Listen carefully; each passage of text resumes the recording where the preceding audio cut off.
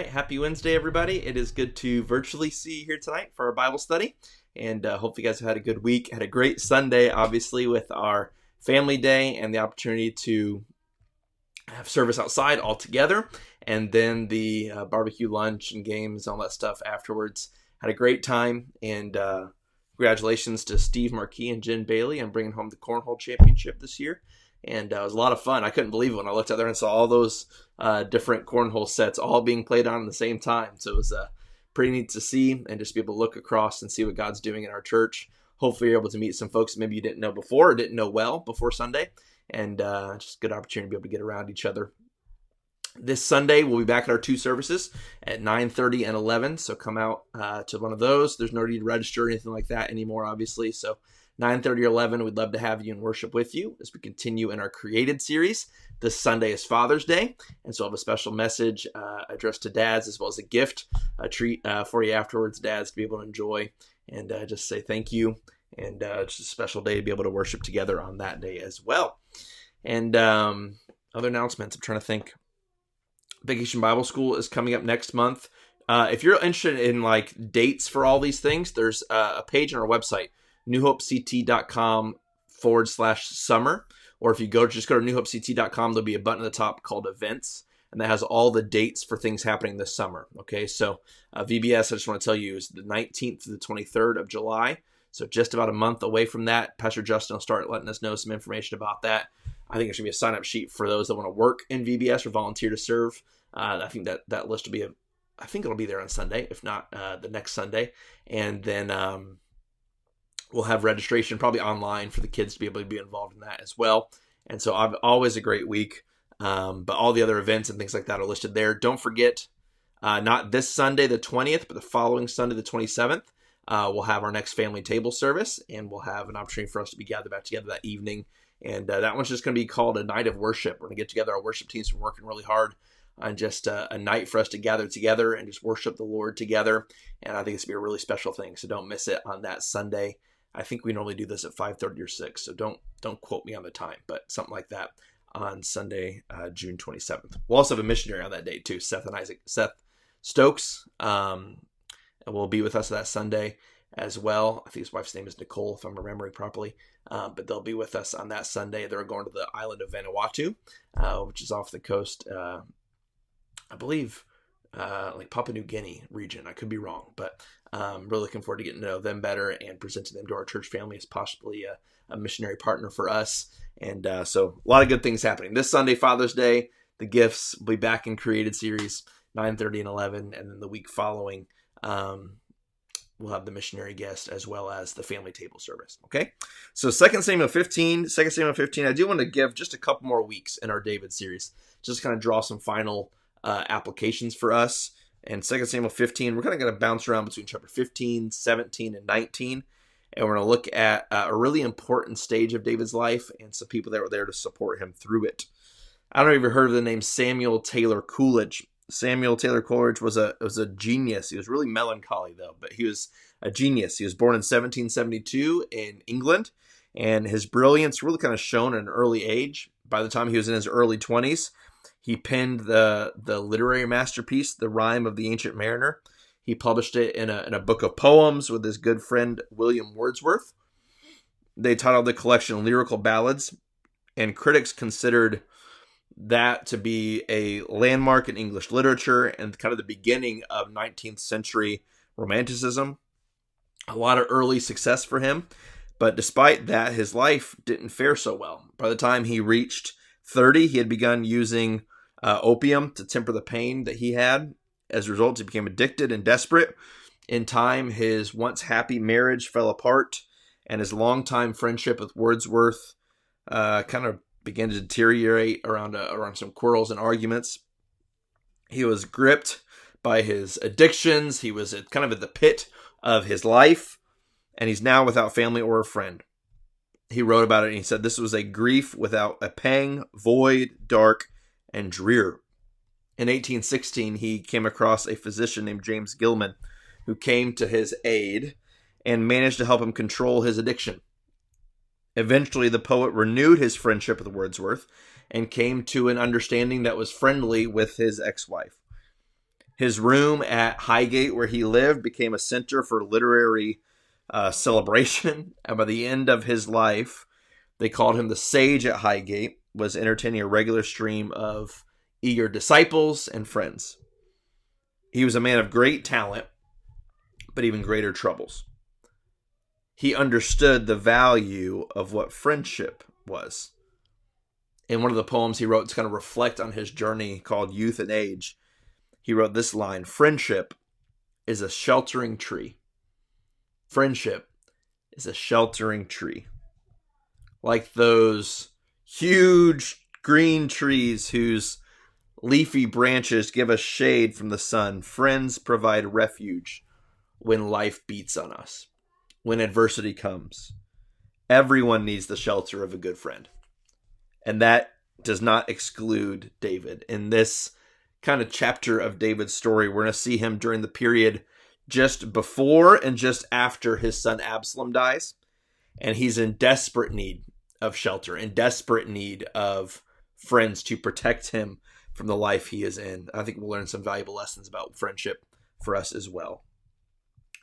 This season comes from David's own moral compromise.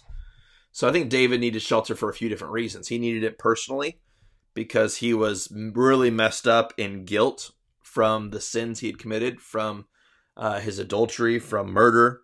Domestically, he needed shelter because his family had been devastated by the repercussions of that decision. We learned a couple weeks ago about the death, the revenge, the rape, the rebellion that came from this sin.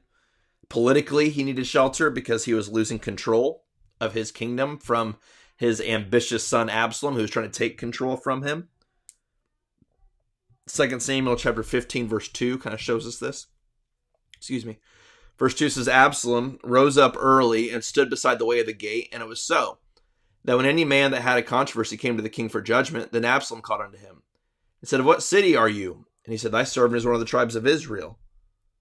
And Absalom said unto him, See, thy matters are good and right, but there is no man deputed of the king to hear thee.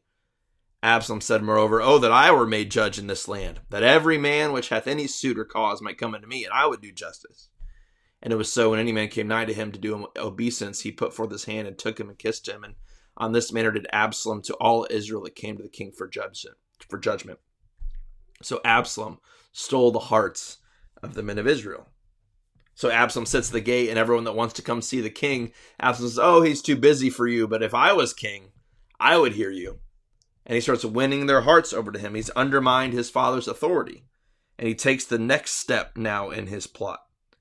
Absalom travels to Hebron under the pretense of, he says, I'm going to go make a vow to the Lord. Ironically, David's last words he's ever going to say to Absalom are, Go in peace. Verse number 9 of chapter 15.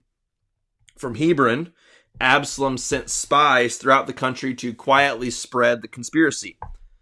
That a trumpet would blast, and that would be the signal that Absalom was the new king of Israel. Verse 10. The plan worked. Village after village started to swing their support away from David and behind Absalom. And when some of David's loyalists felt the shakings or the tremors, I guess, of an insurrection, they reported the news to the king. Verse 13, they told him the hearts of the men of Israel were with Absalom. And so David has a decision to make. Do I go to a bloody war with my son? Or do I abandon his Jerusalem to allow Absalom to come in? So David gathers his belongings, he gathers his family, he gathers his private guard, and he starts this exodus. And he starts this journey of leaving his home, leaving his palace, leaving Jerusalem. And David, more than ever, needs friendship's shelter, the shade of a companion when he's going through these difficult things. Many of you have felt a feeling similar to David. Maybe you've been abandoned, maybe you've been betrayed, maybe you're just going through a difficult season of your life. And a friend came alongside of you and was that shelter for you and encouraged you and blessed you and gave you that respite that you needed to keep going. We're going to look at a few of the friends that show up to give David that shelter. The first comes to David as he is at the eastern edge of Jerusalem.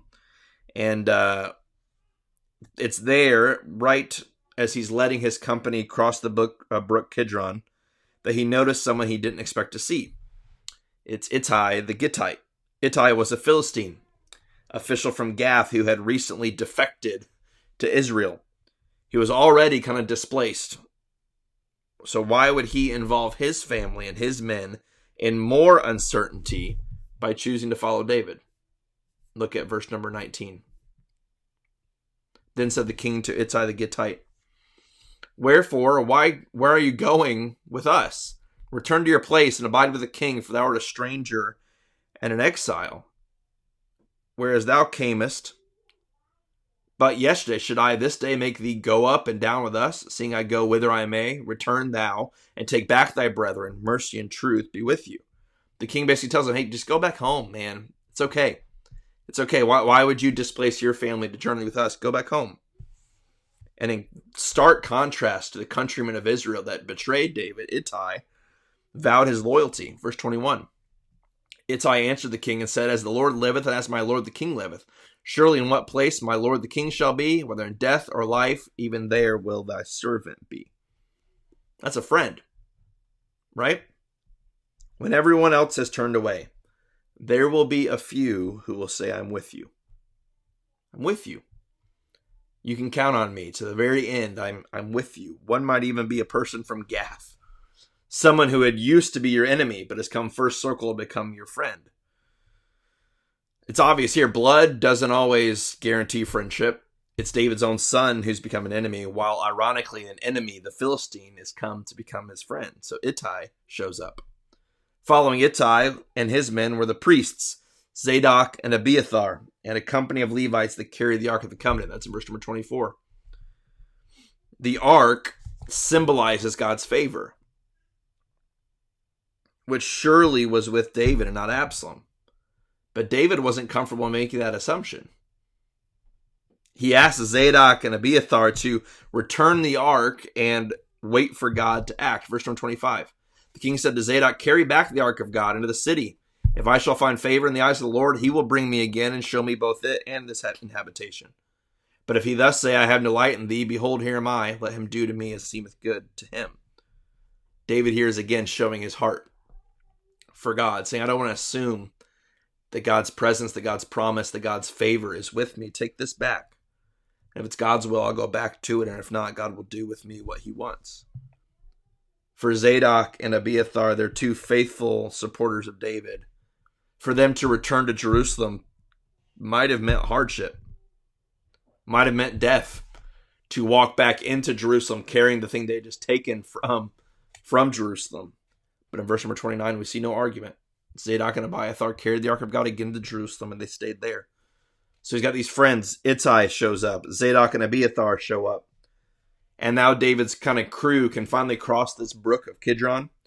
He leads this mournful, sad procession up the Mount of Olives. It would have been a really heart-wrenching scene. Verse 30 talks about as he walks, his head is covered. He's weeping. He's walking barefoot. It's like a funeral procession for David.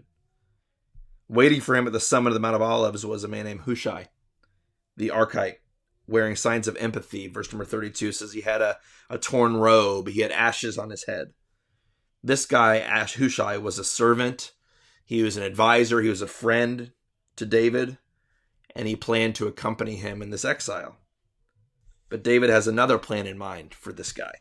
Look at verse number 33. David said, if thou passest on with me, then thou shalt be a burden unto me. But if thou return to the city and say unto Absalom, I will be thy servant, O king, as I have been thy father's servant, so will I also be thy servant, then thou mayest for me defeat the counsel of Ahithophel. Verse number 35. And hast thou not there with thee Zadok and Abiathar the priest? Therefore it shall be that what things soever thou shalt hear to the king's house, thou shalt tell it to Zadok and Abiathar. Behold, they have with them two sons, Ahimaaz and Jonathan, and by them ye shall send unto me everything that thou can hear. It says, hey, instead of going with me, why don't you stay where you are so we can have an inside voice, or we can have someone who's listening to what's going on in the palace, so we can be able to relay that information back to us through the priests and their sons. So David says, I'm not going to bring you along. I want you to return to Absalom's court as a spy. And as the story turns out, he's going to play a really key role in saving David's life in the next few chapters. After Absalom took over Jerusalem, Ahithophel urged the young king, go attack your dad. Go attack David right away while he's exhausted, while he's tired, while he's mourning from this flee. Had Absalom taken that advice, he probably would have trapped his father at the Jordan River and destroyed him.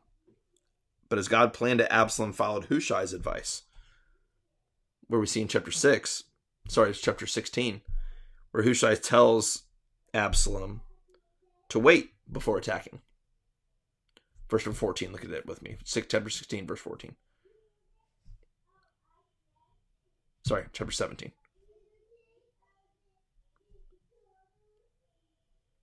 And Absalom and all the men of Israel said, the counsel of Hushai the Archite is better than the counsel of Ahithophel. For the Lord had appointed to defeat the good counsel of Ahithophel to the intent that the Lord might bring evil upon Absalom. In other words, he uses Hushai's presence and advice to really save David's life. Hushai then sends word to David to hurry up and get across the Jordan. Hurry up and get into the wilderness. And as they go, the two messengers, Jonathan and Ahimaaz, were almost caught. This is a really cool story. I don't have time to read it all, but verses 15 through 20, a woman hides them in a well so they can cover themselves. So they can eventually get to David to share this warning with them. David receives the warning and escapes to over the Jordan River, where three more friends show up to help. Chapter 17, let's look at verse number 27. So David and his men are obviously going to be tired. They've been journeying this thing. They've been running for their lives, basically. And they kind of anticipate the condition of the men. Three guys, Shobi, Machir, and Barzillai, offer them basically a cool cup of hospitality. Verse 27, it came to pass when David was come to Mahanaim, that Shobi, the son of Nahash of Rabbah, of the children of Ammon, and Machir, the son of Amiel of Lodabar, and Barzillai, the Gileadite of Rogelim, brought beds and basins and earthen vessels, and wheat and barley and flour, and parched corn and beans and lentils and parched pulse, honey and butter and sheep and cheese for David and for the people that were with him to eat. For they said the people is hungry and weary and thirsty in the wilderness. Without being asked, these friends show up, and they furnish these new refugees with water, supplies, a place to stay, and the best food in town. That's what friends do. They show up. When you're in need, they don't hold back. They bless, they give. Their kindness then restores us. It restores our spirit. It puts us back on our feet again. So over and over again, we're seeing, as David's walking through the sun of this trial, the sun of this wilderness, friend after friend after friend is showing up to give shade, to give shelter, to give provision, to give encouragement. David is eventually going to hit the bottom of his despair when Absalom dies. A thrust of a spear had ended the rebellion. But for David, the pain was just beginning. David would weep and mourn and cry out his son's name over and over again, Absalom, Absalom, Absalom. He talks about how he wishes that spear had been rammed through his own heart. Because in a sense it had. It took a man like Joab to bring David back to the land of the living. Look at chapter 19. Start in verse number 4. But the king covered his face, and the king cried with a loud voice, "Oh, my son Absalom, O Absalom, my son." And Joab came into the house of the king and said, "Thou hast shamed this day the face of all thy servants, which this day have saved thy life, and the lives of thy sons, and of thy daughters, the lives of thy wives, and thy concubines. And that thou lovest thine enemies, and hatest thy friends. For you have declared this day that thou regardest neither princes or servants. For this day I perceive that if Absalom had lived, and we all had died this day, then it would have pleased you well. Now therefore arise, get up, David, go forth and speak comfortably unto thy servants. For I swear by the Lord, if thou go not forth, there will not tarry one with thee tonight. And thou will be worse off than the evil that befell thee from the youth until now." Joab confronts David as a friend. A good friend has to do that sometime. David's tears of mourning over his son were beginning to become insensitive to the people who had risked their lives to save David. And they were demoralized. They were discouraged. Like, why do we do all this for him just to break down and weep and wish he was dead? It was too late for David to open his heart to Absalom. But David's people were there, and they needed his leadership in Jerusalem. And Joab says, "Hey man, it's time to get up. It's time to go. It's time to be encouraged. It's time to lead. It's time to move forward." I think as we reflect on these people who come into David's life to rescue him in his darkest hours, I think we come away with just a couple of truths about real friends. The first is this: true friends are essential. There is no substitute for a friend. There's no substitute for a friend. Someone to care, someone to listen, someone to comfort, someone to even reprove. You need friends. Secondly, friends must be cultivated. Samuel Johnson said, if a man does not make new acquaintances as he advances through life, he will soon find himself left alone. A man, sir, should keep his friendship in a constant repair. In other words, it's my job to make friends. It's my job to cultivate friendship. It's my job to pick up the phone and call. It's my job to connect. It's my job at church not just to brush by. It's my job to cultivate friendships. The Bible way of saying is the man that has friends must show himself friendly. I want to cultivate these friendships. A friend that I had 20 years ago, that friendship isn't close unless I continue to cultivate it, right? Unless I continue to call, unless I continue to develop it. Friends must be cultivated. Thirdly, friends impact us. Those we are close to rub off on us. They change us. Their morals and philosophies impact our morals and philosophies. If you don't look at who you're becoming, look at who you hang out with, who your friends are. Then lastly, and I'll be done, friends can be one of four types, okay? They can be an acquaintance, a casual friend, a close friend, or an intimate friend. You have a very few number, most of us, of intimate friends. But you also enjoy the highest level of honesty with them. These are the people with whom you have regular contact. These are the people who you pray together. You're with each other. You're developing one another. And with them, you share the freedom to correct, to encourage, to embrace, even at times to criticize, because they are the closest friendships that we have. David writes in Psalm 130:31, behold how good and pleasant it is for brothers to dwell in unity. It's like oil upon the head coming down from the beard of Aaron. It's good. It's refreshing. It's a blessing to have brothers and sisters, to have friends to come along when life gets difficult and to support and give shade when we're going through the wilderness of difficult times. I want you to ask yourself, who are my sheltering trees? Who am I being a sheltering tree for? What kind of friend am I having? What kind of friendships do I have? And what kind of friend am I being? Friendships like these are rare and precious and easy to take for granted. We've got to do the hard work of cultivating these friendships for the difficult days that are to come. Would you bow with me for a word of prayer? Lord, we love you. We have the opportunity of giving us to study your word tonight. I pray you take this important truth of the support of friendships and you'd help us to be these kinds of friends for others. I pray you'd bless every person watching this with a few friendships that are intimate, real, close, brotherhood and sisterhood kind of relationships and friendships that would provide shade when life gets hard. I pray you'd help us to be a church full of shade givers and encouragers and blessers and friendships like this. I pray you'd bless us. I pray you'd take the truths we've heard tonight and plant them in our hearts. It's in Jesus' name we pray. Amen. Well, again, thank you guys for joining us tonight for our online Bible study, and we will see you back Sunday morning, 9:30 or 11. Okay, so back to normal, 9:30 or 11, and we'll see you guys there. Hope you guys have a great week. If I can help you, let me know. God bless, guys.